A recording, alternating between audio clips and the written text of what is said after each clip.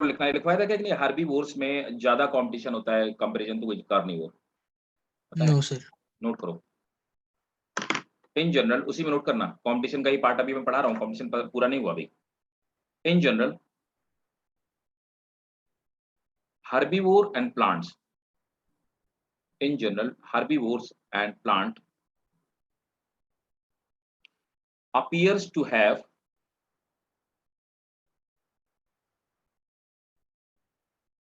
more competition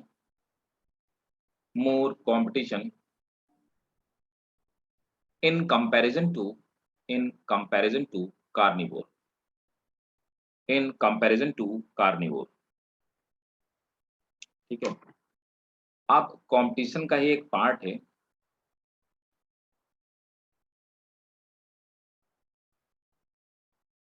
ये पूछा जाता है। ये है गॉस, एक साइंटिस्ट था, उसने एक थ्योरम, इकोलॉजिस्ट था इनफैक्ट, GAUSE, गॉस। गॉस का एक प्रिंसिपल है, उसका प्रिंसिपल है कॉम्पिटिटिव एक्सक्लूजन प्रिंसिपल। क्या दिया था उसने? Competitive exclusion principal. तो क्या है कॉम्पिटिटिव एक्सक्लूजन प्रिंसिपल? देखो, कंपटीशन में किसी को एक्सक्लूड कर देना, तो किसको एक्सक्लूड करोगे? जो तुमसे कमजोर होगा, है ना? कैसे? देखो, एक ये पर्टिकुलर इकोसिस्टम में कुछ टॉर्टॉइस पाए जाते हैं, है ना? तो टर्टल पाए जाते हैं इनफैक्ट, तो और गोट्स पाई जाती हैं। दोनों ही क्या करते हैं, टर्टल दोनों हार्बीवोर होते हैं और दोनों को ही घास चाहिए चरने के लिए। लेकिन जो ग्रेजिंग स्पीड होती है, एफिशिएंसी होती है, वो गोट की ज़्यादा है। थोड़े दिन बाद गोट क्या करेंगे, टर्टल को एक्सक्लूड कर देंगे, वहाँ से हटा देंगे कॉम्पिटिशन में, ठीक है? टर्टल के लिए ग्रास ही नहीं बचेगी, राइट? तो वो जल्दी-जल्दी घास को खा जाएँगी बकरियाँ, ना? और टर्टल भूखों मरने लगेंगे, राइट? इस तरह से धीरे-धीरे करके या तो टर्टल को वहाँ से शिफ्ट होकर के कहीं और जगह किसी और इकोसिस्टम में जाना पड़ेगा, या वो भूखों की वजह से मर जाएँगे। और थोड़े दिन बाद उस पर्टिकुलर इकोसिस्टम में सिर्फ गोट डोमिनेट करेगी। तो इस तरह से गॉस ये कहता है कि जो कॉम्पिटिशन में है, अगर कोई भी एनिमल या कोई भी ऑर्गेनिज्म कॉम्पिटिशन में है, वो फूड या स्पेस किसी भी चीज़ के लिए कॉम्पीट करता है, ज़्यादा एफिशिएंट वाला क्या करेगा, कम एफिशिएंट वाले जो ऑर्गेनिज्म होंगे, उनको वहाँ से रिमूव कर देगा। That is Gause competitive exclusion principle. Clear है? Yes sir. यस। नोट कर लो। It states that closely related species, it states that closely related species competing for same resources, competing for same resources cannot coexist, cannot coexist indefinitely. An inferior one, indefinitely an inferior one will be eliminated. Indefinitely an inferior one will be eliminated. तो इसमें क्या होगा कि जो भी inferior होगा उसको वहां से एलिमिनेट होना पड़ेगा, उसको निकाल दिया जाएगा। यही है गॉस कॉम्पिटिटिव एक्सक्लूजन प्रिंसिपल। ठीक है ना? अब हो सकता है एग्जाम्पल के थ्रू ही आपसे पूछ ले, हो सकता है डायरेक्टली पूछ ले, घुमा के पूछ ले, कैसे भी क्वेश्चन बन सकता है इसमें, और ये पूछा हुआ है, नीट में भी पूछा हुआ है। अब अगला आता है, तो सेकंड था हमारा, पहला था हमारा प्रिडेशन, है ना, ये हमने पढ़ा था। तो पहला हमारा पॉपुलेशन में प्रिडेशन था, दूसरा हमारा कंपटीशन हो गया, कंपटीशन में हमने पढ़ा गॉस को एक्सक्लूजन प्रिंसिपल। थर्ड नंबर पर आते हैं पैरासिटिज्म। तो पैरासिटिज्म क्या होता है? बताओ भाई, पैरासिटिज्म क्या है? होस्ट और पैरासाइट का यहाँ पे रिलेशनशिप होता है, और पैरासिटिज्म में मतलब होस्ट पैरासाइट रिलेशनशिप है। होस्ट वो होता है जो अपना खून पिलाता है। संडे नहीं मरियम, संडे क्लास नहीं, संडे क्लास नहीं। Okay sir. अच्छा, आप उस बैच में भी आते हो क्या, संडे वाले में? नो सर, सर अच्छा, मैम ने बोला था संडे हो जाएगी क्योंकि फ्राइडे नहीं हुई थी। फ्राइडे, फ्राइडे फ्राइडे तो अपनी क्लास हुई थी ना? Yes sir. Yes sir. Confuse पे किसी और क्लास? मैसेज आया था। हाँ, नहीं नहीं, फ्राइडे तो अपनी क्लास थी, मैं वेट कर रहा था। फ्राइडे तो क्लास थी, हम लोगों ने की थी। संडे एक मतलब एक अलग बैच है, वो तो बहुत अलग सा बैच है, मतलब संडे अपना एक क्लास होती है सर तो मुझे लगा। फ्राइडे का मैसेज आया था मैम का कि नहीं होगी क्लास। ऐसा इसलिए फ्राइडे आप नहीं आए थे, ऐसा क्या? Yes sir. अरे नहीं यार, फ्राइडे तो अपनी क्लास थी, मैं क्लास थी और बायोलॉजी का आया था। सर जी सर, बायोलॉजी क्लास नहीं होगी, संडे को लेंगे सर। नहीं नहीं नहीं, ऐसा तो कुछ मैम नहीं। ने गलती से दे दिया होगा। उन्होंने गलती यस से, सर। मे भी हो सकता है ना कि एक और सर पढ़ाते हैं ना, है ना, झा सर भी पढ़ाते हैं, है ना। जी सर। तो हो सकता है कि झा सर का मैसेज वो तुम्हें डाल डाल दियो, मतलब मेरे बैच वाले बच्चों को डाल दियो, ऐसा हो सकता है, तो गलती से आ गया होगा, है ना। झा सर या एक और सर है शायद, वो भी पढ़ाते हैं, तो उनमें से किसी का मैसेज आ गया होगा। अरसलान सर। हाँ, तो वो कोई मैसेज, उनका मैसेज आ गया होगा, तो नोट करो। हाँ, तो मैं क्या कह रहा था, तो मैं ये कह रहा था कि रिलेशनशिप होता है host and parasite.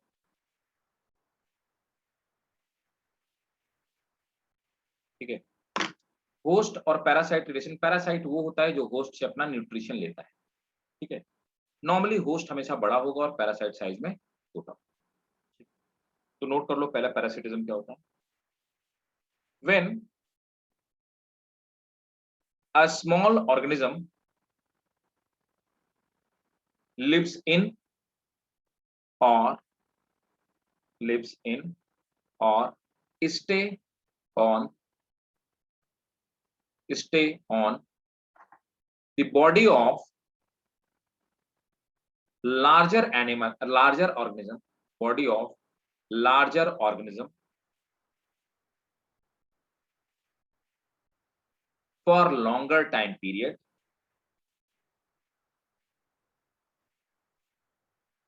to take nutrition,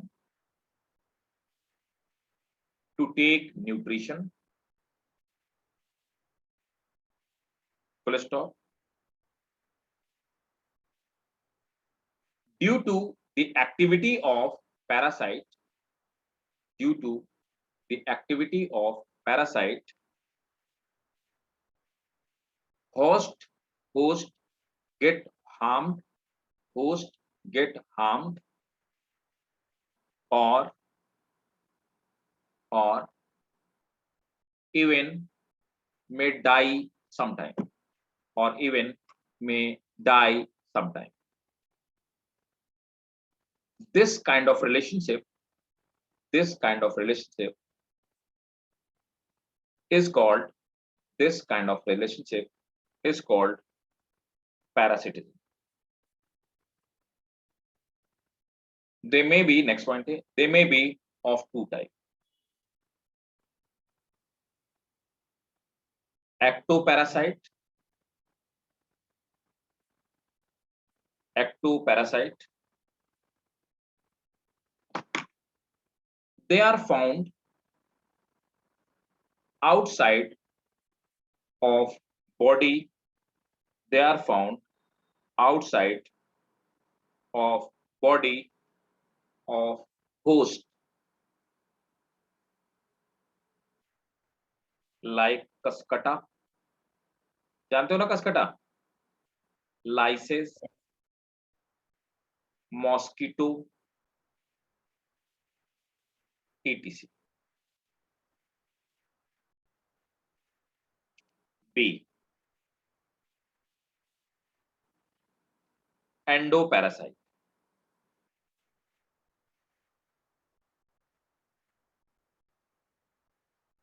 ये बॉडी के अंदर रहते हैं, है ना।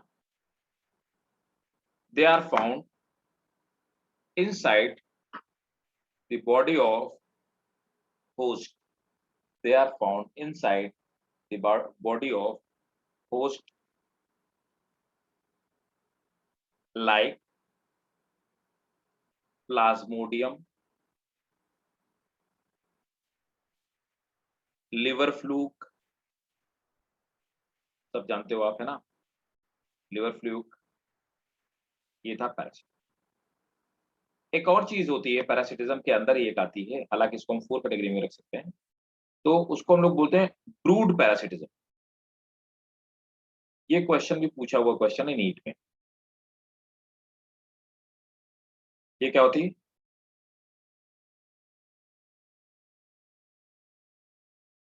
एग्जाम्पल तो सबको पता होगा ब्रूड पैरासिटिज्म का। देखो ब्रूड पैरासिटिज्म क्या होता है ना, जैसे कि तुम किसी अपने दोस्त को बेवकूफ बना के उससे अपने नोट्स बनवा लो, है ना, तो इसको हम कहेंगे, बायोलॉजी वाले लोग कहेंगे ब्रूड पैरासिटिज्म। चालाक लोग ऐसा काम करते हैं, विटी काइंड ऑफ पीपल, तो वो लोग ब्रूड पैरासाइट होते हैं। तो कोयल क्या करती है, अपने एग ले कर देती है क्रो के नेस्ट में। क्रो अपने एग और कोयल के एग में, कुकू के जो एग होते हैं उनको डिस्क्रिमिनेट नहीं कर पाता किसमें कौन और मेरा है कौन उसका है, वो अपने ही एग समझते हैं। तो सबको हैच करने का काम कौन कौन करता है? क्रो करता है। और क्रो हैच करने का काम करता है, बाद में जब वो बाहर निकलते हैं तब पता चलता है कि वो क्रो के ऑफस्प्रिंग्स नहीं। तो इस तरह से उसने बेवकूफ बना करके क्रो से अपना काम करा लिया। इसे कहते हैं ब्रूड पैरासिट, है ना, समझ गए? Yes sir. नोट कर लो, इसका एग्जांपल नोट कर लो। तो हर इसका एग्जांपल एक ही है, एक मतलब रेयर एक्सेप्शनल कुछ हो सकते हैं, बट अभी मेंशन बुक में एक ही है, हर जगह ये है इसमें, cuckoo and crow, where sir crow. तो क्रो बाद में उसे मार देता क्या, जो नहीं नहीं बच्चे ऐसा होते नहीं, हैं? ऐसा नहीं होता। Crow hatch the egg of cuckoo as it is unable to differentiate between two, है ना, इसको हम ब्रॉड पैरासिटिज्म कहते हैं। आप समझ गए ना? अगर ऐसा कोई बच्चा हो तो उसको तुम कह सकते हो कि ही इज ब्रूड पैरासाइट, जो दूसरों से अपने काम, ऐसे होते हैं ना चालाक टाइप के लोग जो दूसरे काम कराते रहते हैं अपने। Yes sir. Yes sir. Commensalism,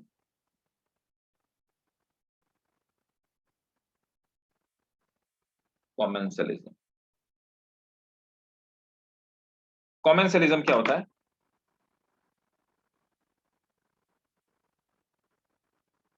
देखो कॉमेंसलिज्म का बेस्ट एग्जांपल क्या है, तो मतलब क्या है कि तुम्हें तो फायदा हो लेकिन सामने वाले आदमी को ना कोई फायदा है ना कोई नुकसान, इसको कॉमेंसलिज्म कहते हैं। ठीक है, समझे? Yes sir. समझ रहे हो ना? इस प्रोसेस को हम कॉमेंसलिज्म कह सकते हैं। कैसे? देखो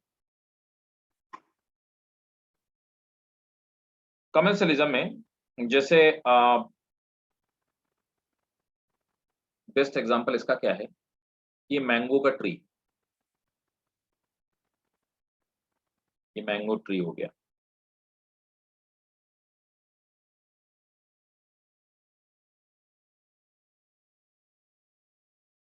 मैंगो ट्री की ये ब्रांचेस हो गई।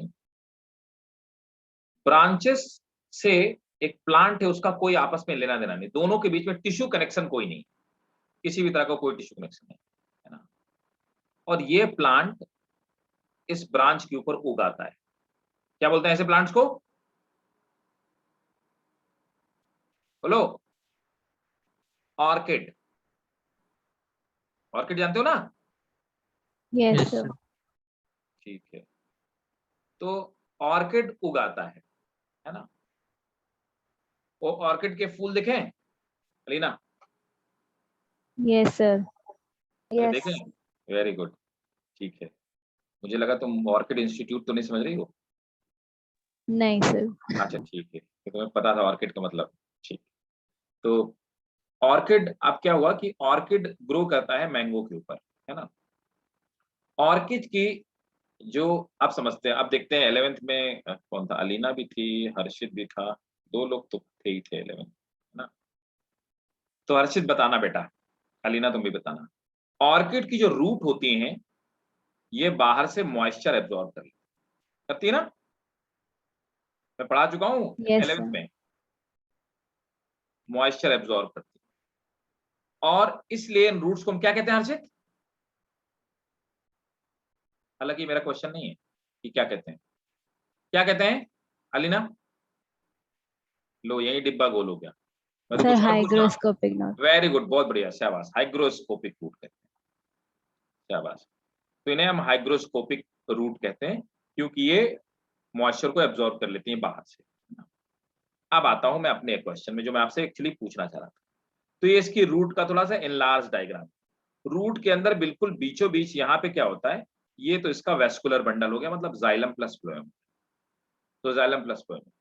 इसके बाहर वाले जो टिश्यूज होते हैं, है ना, ये टिश्यूज जो हैं ये डेड टिश्यूज हैं, ठीक है, जो एक्चुअली वाटर को एब्जॉर्ब करने का काम करते हैं, dead tissues, dead tissue which absorb water, absorb water.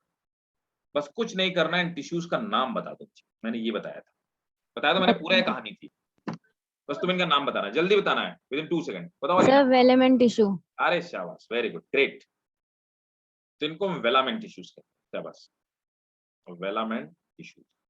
तो वेलामेंट टिश्यू वो टिश्यू हैं जो जो वाटर को एब्जॉर्ब करने का काम करते हैं, और ये डेड टिश्यूज होते हैं, ये भी याद रखना, ठीक है।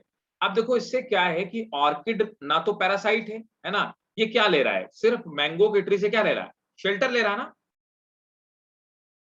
यस इससे सर। मैंगो के ट्री को ना तो कोई फायदा है और ना ही कोई नुकसान है क्या, लेकिन ऑर्किड को फायदा हो गया।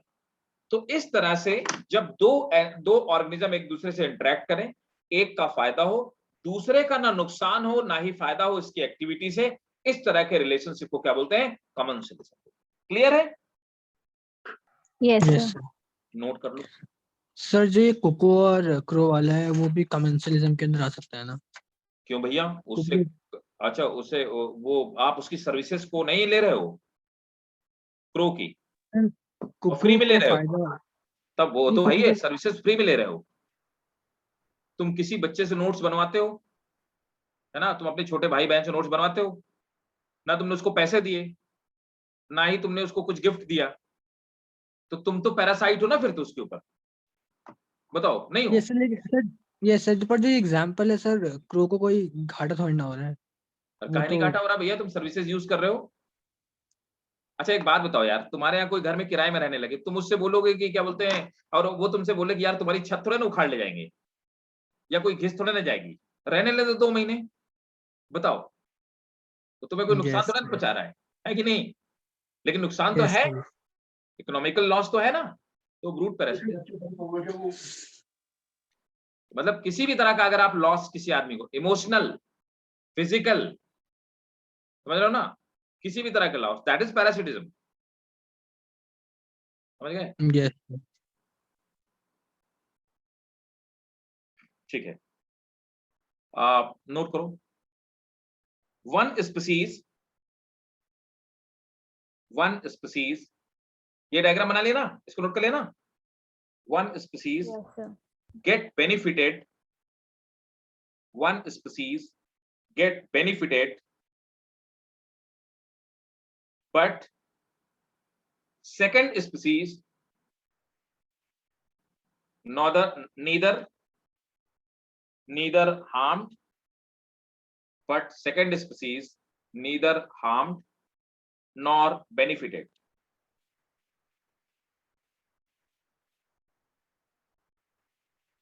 This kind of relationship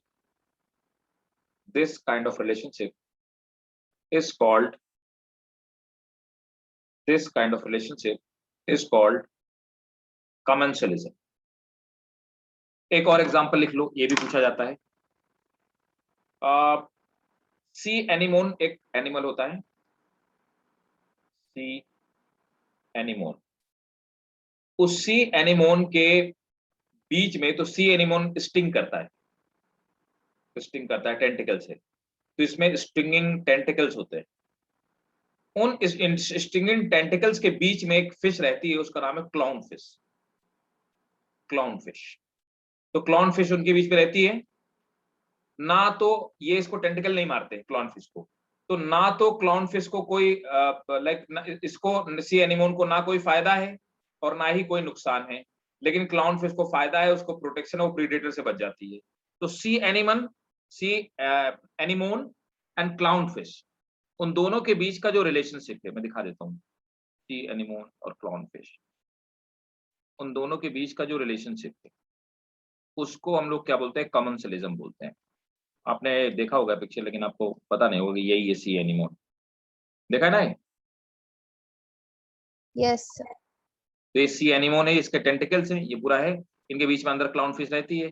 तो अगर कोई दूसरा एनिमल अटैक करता है तो इसको टेंटिकल मार देते हैं, है ना? लेकिन इससे सी एनिमोन को तो ना फायदा ना नुकसान है, लेकिन क्लाउन फिश को प्रोटेक्शन मिल जाता है। That is a example of, ये भी एग्जांपल याद रखना है, पूछा जाता है। सर इनको हार्म नहीं होता टेंटिकल? ना ना, कोई हार्म नहीं होता, ये इसको नहीं मारते हैं, ये इनका एडेप्टेशन है। ऐसे वो नहीं, कैक्टस जो फ्लेमिंगो, अरे सॉरी फ्लेमिंगो ने क्या नाम था, अरे क्या बोलते हैं उसको यार, वही डार्विन्स पिंचेस, है ना? कैक्टस पिंचेस जो होती हैं, वो कैक्टस के बीच में रहती हैं, है ना? तो कैक्टस को ना फायदा है ना नुकसान है, कांटे उनको लगते नहीं है, उन्हीं के बीच में रहने के एडेप्टेड है ना? उनमें एडेप्टेशन है, और कैक्टस इसको प्रोटेक्शन मिल जाता है बर्ड को अटैकर से। अब नेक्स्ट आते हैं, अगला है mutualism. Next is mutualism. Mutualism आप सब जानते हो, इसी को हम लोग कहते हैं क्या? Symbiotic relationship.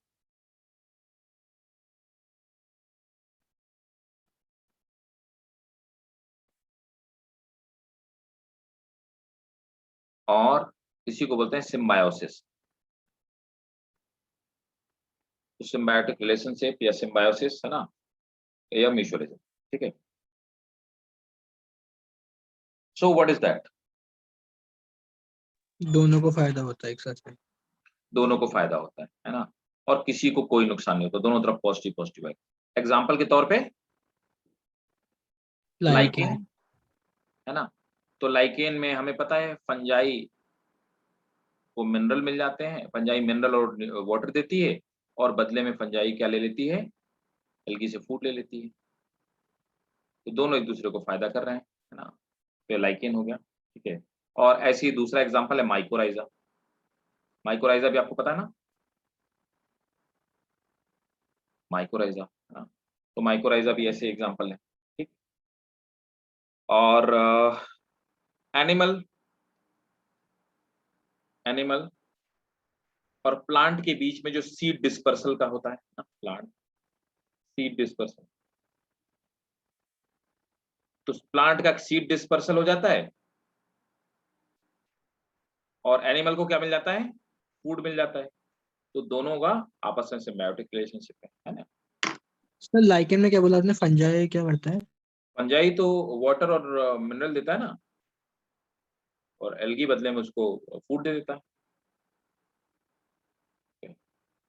तो दिस इज म्यूचुअलिज्म, नोट कर लो। वेयर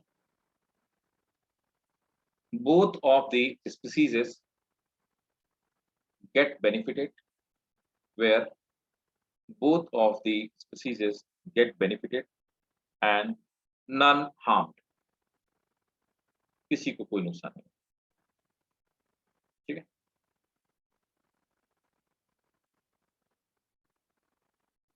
नेक्स्ट नोट कर लेते हैं, एक और है। अब आपको ये लगेगा ये कोई रिलेशन है, लेकिन ये रिलेशन है और पूछा भी जाता है। न्यूट्रलिज्म बता सकते हो?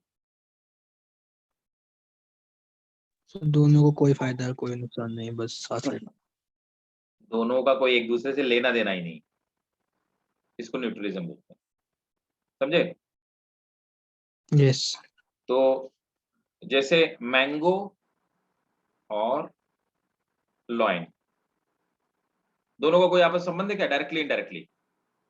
No sir. कोई हाँ, लेना सर। देना नहीं। तो that is called neutralism. Note कर लो। टू सर मतलब इसमें स्पीसीज, कोई कौन सी ये भी नहीं आएगा कि साथ रहते हैं नहीं रहते हैं, ऐसा कुछ भी नहीं आएगा ना? कुछ भी नहीं आएगा।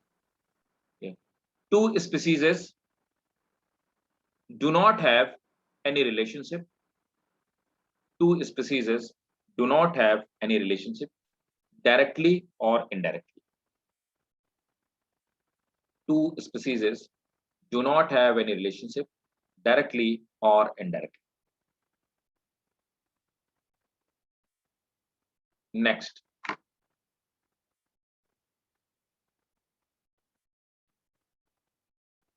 amensalism.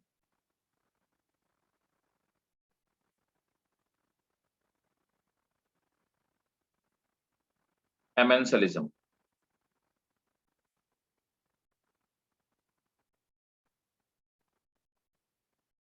Amensalism क्या होता है? देखो, अब इसमें ये मैं आपको पहले एक एग्जांपल बताता हूँ। तो मैंने आपको पढ़ाया था कि एक फंगस होता है,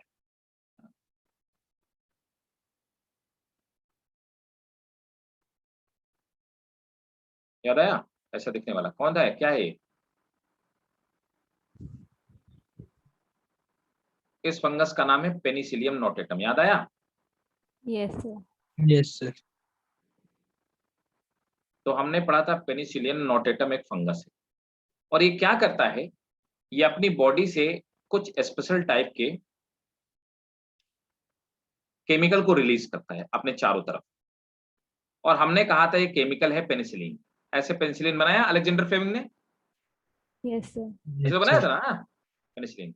ये क्या करता है, इसके ये किसको हार्म करता है? It kills bacteria. यस। तो देखो, बैक्टीरिया को नुकसान हुआ, लेकिन इसको ना फायदा हुआ ना कोई नुकसान हुआ, है ना? तो दूसरा हार्म हो गया। ऐसे रिलेशनशिप को क्या बोलोगे? एमेंसिलिज्म। ऐसे अगला पूछा हुआ क्वेश्चन है, मिंट या मेंथा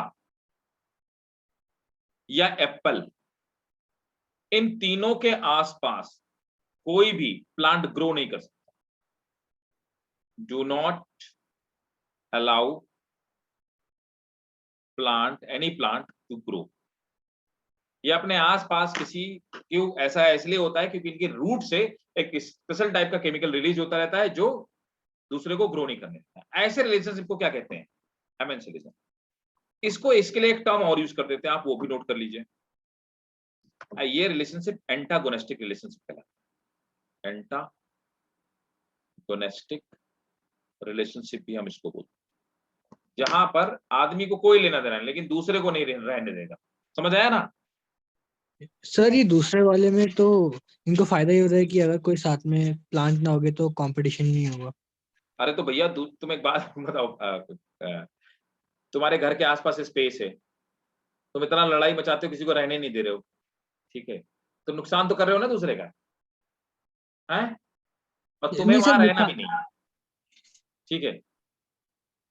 समझ गए ना? यस। ये हुआ पहले से ऑफेंसिव हो जाना, ये है एमेंसिलिज्म, कि आपको कोई लेना देना नहीं। समझ रहे हो ना? यस। जैसे तुम जितनी बार निकलते हो पड़ोसी के कुत्ते के कान उमेट देते हो, है ना? उस बेचारे उस बेचारे को परेशान करते हो, तुम्हारा उससे कोई फायदा नहीं, कोई लेना देना नहीं, लेकिन तुम उसको नुकसान तो पहुंचा रहे हो ना। ये क्या है? Antagonistic yes. रिलेशनशिप। ऐसे लोग होते हैं ना कुछ, तो उसको हम एमेंसिलिज्म कहते हैं। Note low.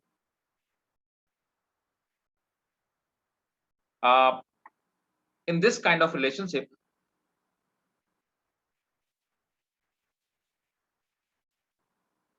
one species get affected by the activities of get affected by the activities of another species. Full stop. The first species get harmed. The first species get harmed while The second one, while the second one neither benefited not harmed. Example, penicillin. Second, black walt tree. Black walt tree. ये भी किसी दूसरे को grow नहीं करने देता. Do not allow to grow any grass. Note करो. Black walt tree. Do not allow to grow any grass around it.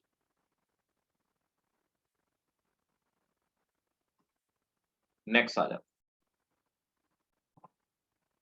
Next one is, the eighth one is proto cooperation.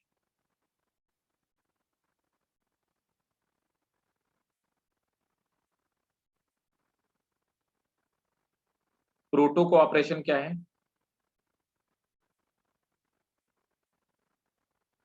देखो, हमें भी फायदा हो रहा है, आपको भी फायदा हो रहा है, लेकिन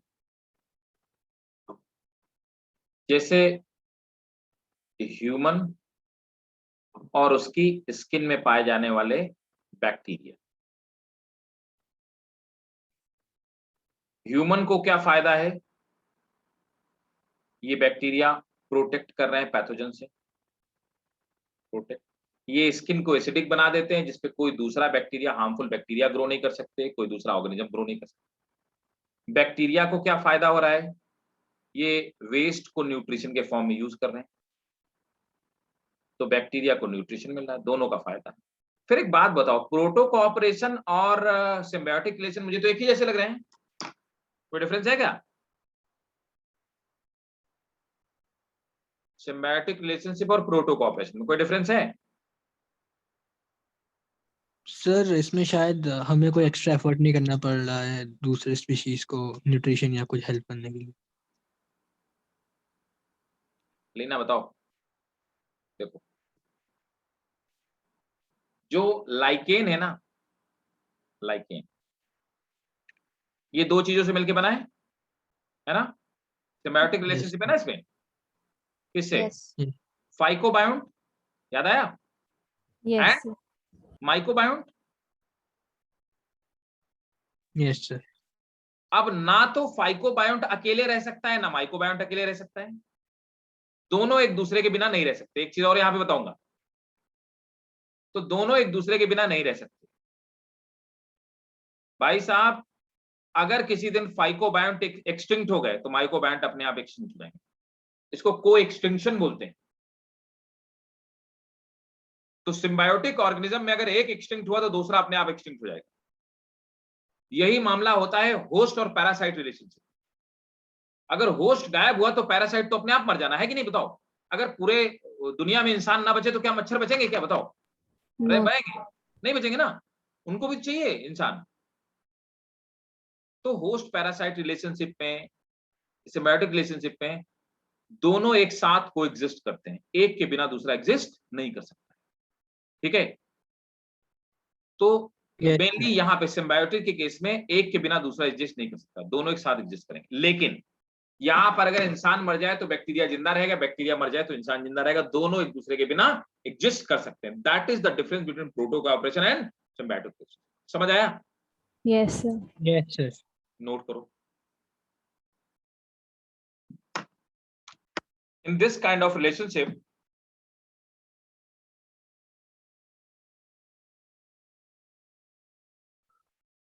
both species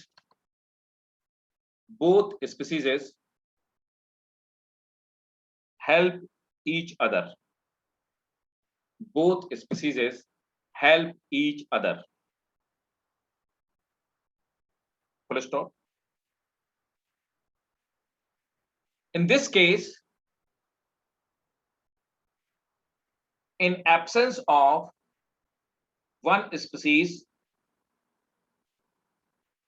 in this case, absence of one species, another species another species can exist independently. Another species can exist independently. Clear है? Yes, sir. Yes, sir. नीचे चल लिख लो, note, in case of symbiosis,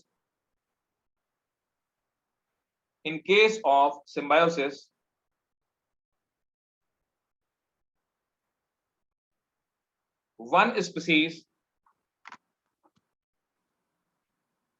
cannot exist in absence of another. Give me 1 second.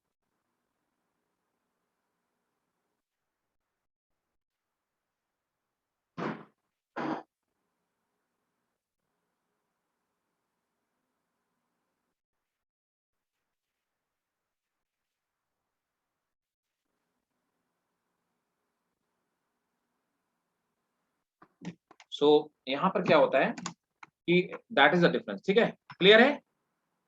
Yes, sir.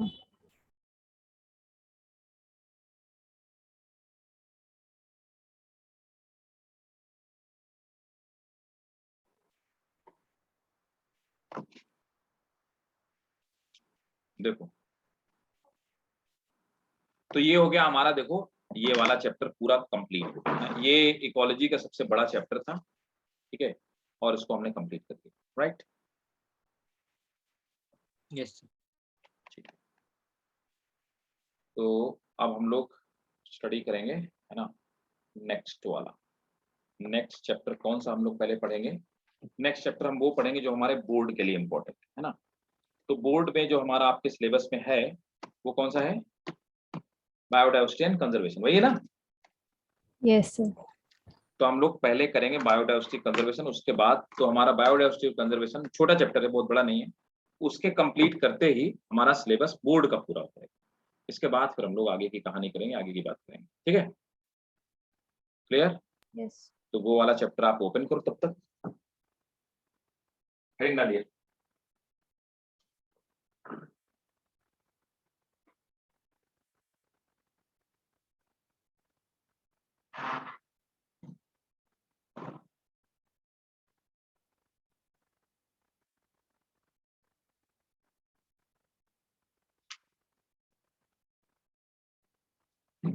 आप देखिए, biodiversity and conservation.